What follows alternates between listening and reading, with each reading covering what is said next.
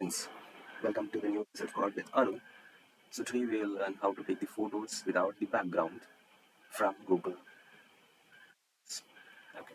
So first of all, we'll go to the browser, any browser if you want. You can take any browser and .com,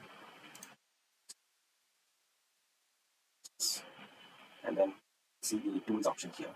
Click on this tools option, and in that you will get a lot of options: size, color, type, time, usage rights. So we can click on the color and click on the transparent over here, so that you will be getting a lot of images without the background. I'll choose this one. Once I have taken this, click on this, right click and just B and paste that particular image, so that you can see that without the background, that particular image has been uh, pasted in the Word. So if you want the same thing in your Photoshop, then you have to save that particular uh, save this image. Stop.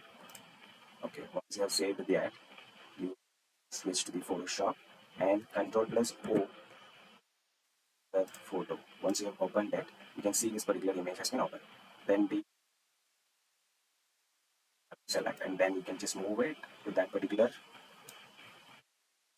so that you can take that photo without the background and paste it in anywhere. So this is how you can take the images without the background from the Google. I request you to share this today, friends, if you want.